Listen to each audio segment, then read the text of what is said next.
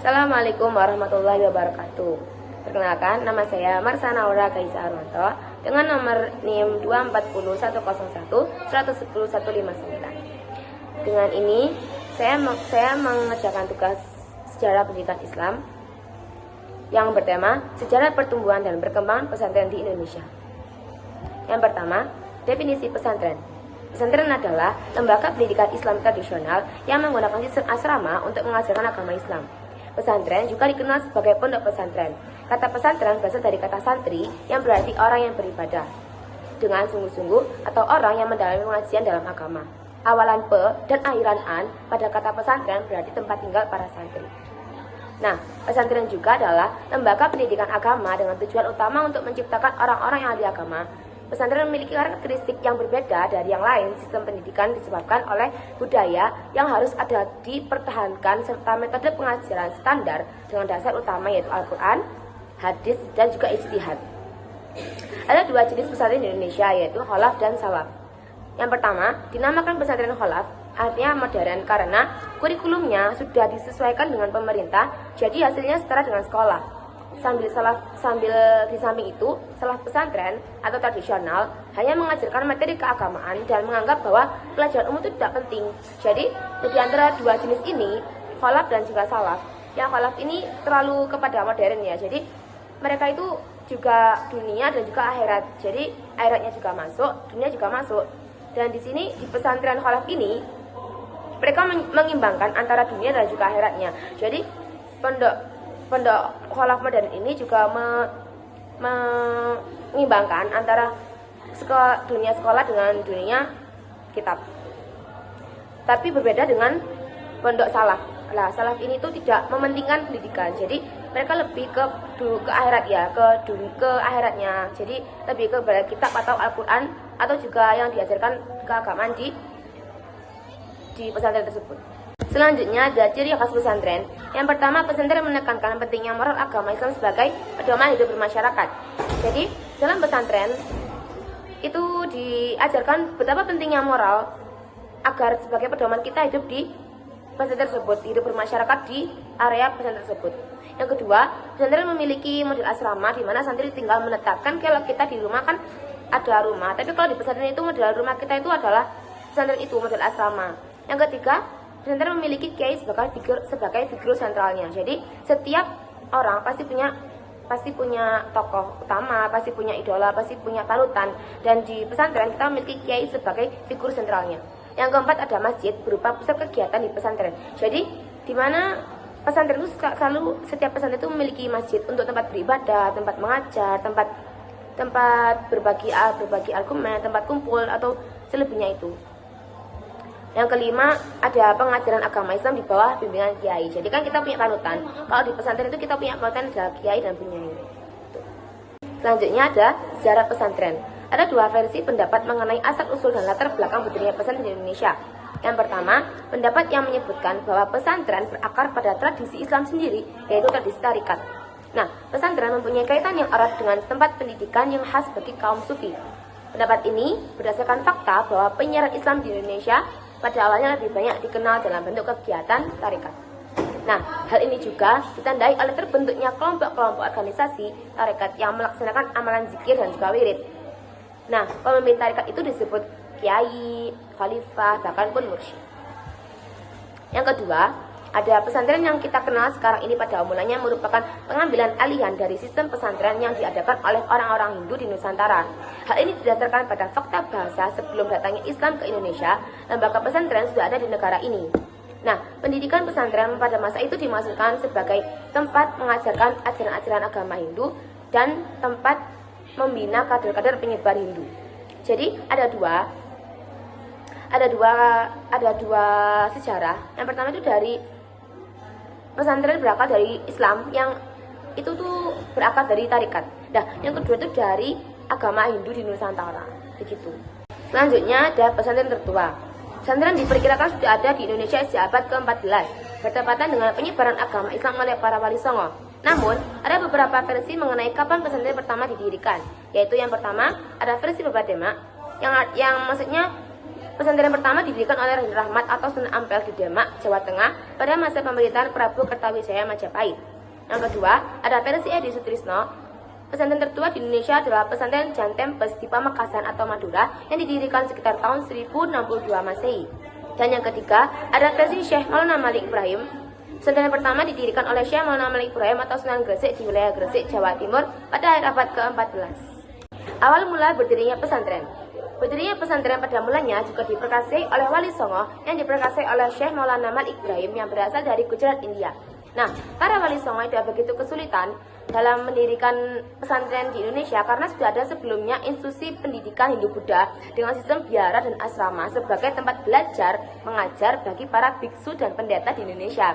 Jadi, para wali songo hanya mengikuti ajaran Hindu yang sudah ada. Jadi kan Hindu kan ada sistem biara dan juga asrama. Jadi kan wali songo cuma hanya tinggal meneruskan mereka dengan mendirikan pesantren tersebut. Nah, pada masa Islam, perkembangan Islam, biara dan asrama tersebut tidak berubah bentuk, akan tetapi isinya berubah dari ajaran Hindu dan Buddha ke ajaran Islam. Jadi kan sama, kalau ajaran Hindu-Buddha itu ada biara dan asrama, tapi kalau Islam itu ada masjid, ada asramanya, ada agama Islamnya gitu. Yang kemudian dijadikan dasar peletakan pendirinya pesantren. Keberadaan Wali Songo yang juga pelopor berdirinya pesantren dalam perkembangan Islam di Jawa sangatlah penting, sehubungan dengan perannya yang sangat dominan. Nah, Wali Songo melakukan suatu proses yang tak berujung, gradual dan berhasil menciptakan satu tatanan masyarakat, santri yang saling damai dan berdampingan. Satu pendekatan yang sangat berkesesuaian dengan filsafat hidup masyarakat Jawa yang menekankan stabilitas, keamanan, dan harmoni. Nah, pendekatan Wali Songo yang kemudian melahirkan pesantren dengan skala tradisinya, perilaku dan juga pola hidup soleh yang mencontoh dan mengikuti para pendahulu yang terbaik, mengkaligrafi budaya dan juga tradisi lokal merupakan ciri utama masyarakat pesantren. Selanjutnya adalah tokoh-tokoh pencetus pesantren. Banyak tokoh yang memiliki peran besar dalam perkembangan pesantren di Indonesia. Di antaranya ada yang pertama, Syekh Maulana Malik Ibrahim. Pesantren pertama kali didirikan oleh Sunan Gresik atau Maulana Malik Ibrahim yang merupakan ayah dari Sunan Ampel. Nah, Sunan Gresik mendirikan pesantren untuk menyiapkan penerus dalam penyebaran Islam di Jawa dan Nusantara. Awalnya, tradisi pesantren di Indonesia berasal dari praktik agama Hindu dan Buddha, di mana para biksu dan pendeta mendidik pemimpin agama agama mereka. Dan Sunan Gresik mulai dengan mendirikan masjid untuk ibadah umat Islam, lalu mendirikan pesantren untuk murid-murid yang ingin belajar darinya. Dan pesantren Sunan Gresik adalah lembaga pendidikan Islam pertama di Jawa. Jadi Sunan Gresik mengikuti arahan dari praktik agama Hindu dan Buddha. Kalau Hindu dan Buddha kan ada para biksu dan juga pendetanya. Tapi kalau Sunan Gresik itu mulai dengan mendirikan masjid, mendirikan pesantren, dan juga mengajarkan agama Islam di kalangan Jawa tersebut. Yang kedua adalah Sunan Ampel. Pesantren mulai dikenal sejak era Sunan Ampel. Sunan Ampel mendirikan padepokan di Ampel, Surabaya sebagai pusat pendidikan. Nah, santri dari seluruh Jawa dan dari Goa Talo, Sulawesi, itu belajar di Surabaya tersebut. Padepokan Sunan Ampel dianggap sebagai awal mula pesantren di Indonesia. Salah satunya adalah pesantren Giri Kedaton yang didirikan oleh Sunan Giri yang santrinya Raden Patah menjadi raja pertama di Kerajaan Demak. Yang ketiga adalah Syekhona Khalil Bangkalan. Syekhona Khalil Bangkalan dikenal sebagai bapak pesantren Indonesia karena perannya dalam perkembangan pesantren di Indonesia. Berikut beberapa kontribusi Syekhona Khalil Bangkalan, yaitu yang pertama, menyebarkan ajaran tasawuf ala Ahlussunnah wal Jamaah, mengembangkan ajaran fikih sufistik. Yang kedua, mendirikan banyak masjid di pesisir Bangkalan. Yang ketiga, mengajarkan ilmunya kepada para kiai pendiri pesantren. Selanjutnya ada Kiai Ageng Besari. Kiai Ageng Besari merupakan tokoh penyebar Islam di wilayah Ponorogo pada abad ke-17. Untuk mendukung misi penyebaran agama Islam yang ia lakukan, Kiai Ageng Besari mendirikan pondok pesantren Tegalsari atau Gebang Tinatar, dan pesantren tersebut dikenal melalui masa keemasannya karena kealiman, kekarismaan, kepiawaran para kiai yang mengasuhnya. Dan ribuan santri datang dari berbagai penjuru Jawa untuk menuntut ilmu, bahkan membentukkan pondokan di desa sekitar. Keberadaan tersebut menjadi pusat pendidikan agama terdepan di wilayah tersebut secara tidak lama dari kejadian tersebut. Selanjutnya, Kiai Haji Masyari. Kiai Haji Masyari adalah pendiri pesantren Tebu Ireng di Jombang, Jawa Timur pada tahun 1899. Ia merupakan tokoh utama dan pendiri Nahdlatul Ulama serta mencetuskan resolusi jihad untuk perlawanan terhadap Belanda dan sekutu. Jadi, bisa disimpulkan bahwa Hasyim Asy'ari sangat berpengaruh pada Islam dan juga Indonesia ya. Dan tujuan pendidikan pesantren Tebu Ireng adalah meningkatkan kualitas hidup manusia, melawan modernisasi penjajah, dan juga menggabungkan pendidikan agama dengan ilmu umum. Selain itu, Hasyim Asy'ari terkenal sebagai tokoh kunci dalam modernisasi pendidikan pesantren dengan memperkenalkan sistem madrasah yang meliputi berbagai pelajaran seperti matematika, bahasa Indonesia, ilmu bumi, dan juga sejarah. Bab selanjutnya ada pertumbuhan dan perkembangan pesantren. Pesantren untuk pertama kali berdiri pada masa Wali Songo, Syekh Maulana Malik Ibrahim atau lebih dikenal dengan Syekh Maghribi, dianggap sebagai pendiri pesantren yang pertama di tanah Jawa. Pada periode tersebut dan berikutnya, setelah periode masa Wali, berdirinya pondok pesantren tidak lepas dari kehadiran seorang kiai.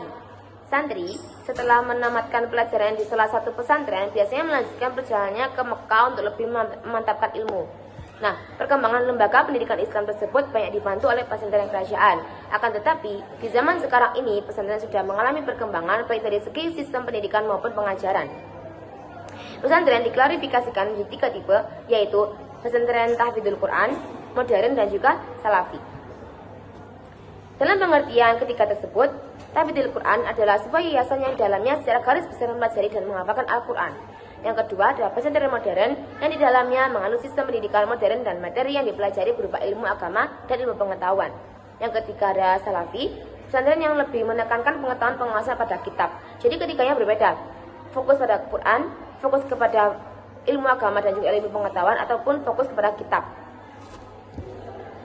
Selanjutnya ada perkembangan kuantitatif. Pesantren pertama kali berdiri pada masa Wali Songo di Jawa oleh Syekh Maulana Malik Ibrahim sebagai salah satu pelopor. Nah, pesantren juga menyebar luas ke berbagai wilayah seperti Indonesia dan juga termasuk dalam Sumatera, Kalimantan, Sulawesi, dan juga Bali. Nah, pertumbuhan yang signifikan dari ratusan pesantren terjadi pada abad ke-19 hingga ribuan pada tahun 1978. Selain itu, ada perkembangan kualitatif. Kurikulum pesantren berkembang dari pengajaran agama berbasis kitab klasik menjadi pendidikan yang lebih terintegrasi dengan pelajaran umum, keterampilan, dan bahkan pendidikan tinggi. Nah, 5 pola kurikulum ditemukan mulai dari tradisional hingga modern. Jadi, tradisional itu fokus pada kitab kuning, atau modern itu kayak mengadopsi sistem pendidikan nasional. Jadi, bercampur gitu ya. Terus, pesantren memiliki peran sosial yang signifikan sejak awal pertumbuhannya hingga saat ini, menjadi pusat pendidikan dan transformasi masyarakat yang berlandaskan nilai-nilai Islam. Pada masa awal, pesantren berperan menyebarkan ajaran Islam, menguatkan akhlak, dan membentuk komunitas religius di masyarakat sekitar. Dalam era kolonial, pesantren menjadi basis perjuangan melawan penjajah, mencetak ulama dan tokoh pergerakan nasional. Hingga kini, pesantren harus terus beradaptasi dengan perubahan zaman, mengintegrasikan pendidikan agama dengan keterampilan modern, serta menjadi pusat pemberdayaan ekonomi, sosial, dan juga budaya masyarakat.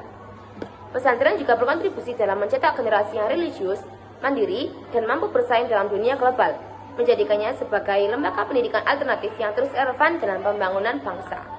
Fungsi pesantren di Indonesia. Pesantren merupakan lembaga pendidikan tradisional yang sudah ada di Indonesia sejak berabad-abad lalu. Lembaga ini tidak hanya berfungsi sebagai tempat untuk menuntut ilmu agama, tapi juga memainkan peran penting dalam pembentukan karakter dan budaya masyarakat Indonesia. Khususnya dalam konteks sosial dan pendidikan, di Indonesia pesantren memiliki tempat yang sangat penting dalam kehidupan masyarakat, baik di kota maupun di desa. Fungsi pesantren dapat dilihat dari berbagai aspek, mulai dari pendidikan agama, sosial, hingga budaya. Adapun 3 fungsi pesantren di Indonesia, yakni fungsi dalam pendidikan agama, fungsi dalam pembentukan karakter, dan juga fungsi dalam pengembangan sosial. Yang pertama, ada fungsi pesantren dalam pendidikan agama. Salah satu fungsi utama pesantren adalah sebagai lembaga pendidikan agama Islam. Nah, pesantren mengajarkan ilmu agama dengan pendekatan yang lebih mendalam, mulai dari pengajaran Al-Quran, hadis, fikih, agama, akidah, hingga tasawuf. Nah, di pesantren, para santri diajarkan untuk menghafal Al-Quran dan mendalami berbagai aspek ajaran Islam seperti kitab-kitab tersebut. Selain itu, pesantren juga berfungsi sebagai tempat untuk mengembangkan pemahaman tentang berbagai kitab klasik seperti kitab kuning yang merupakan sumber utama ajaran Islam di dunia pesantren. Baik, yang kedua ada fungsi pesantren dalam pembentukan karakter. Pesantren tidak hanya berfokus pada pendidikan agama, tapi juga pada pembentukan karakter dan moral santri. Sistem pendidikan di pesantren yang mengutamakan disiplin, kebersamaan, dan pengabdian kepada masyarakat membentuk kepribadian santri yang tangguh dan memiliki etika yang baik. Santri diajarkan untuk hidup sederhana, mandiri, dan saling menghormati satu sama lain. Dengan pembelajaran yang tidak hanya berfokus pada teori, santri juga memberikan pengalaman langsung dalam kehidupan sosial yang dapat membentuk karakter para santri.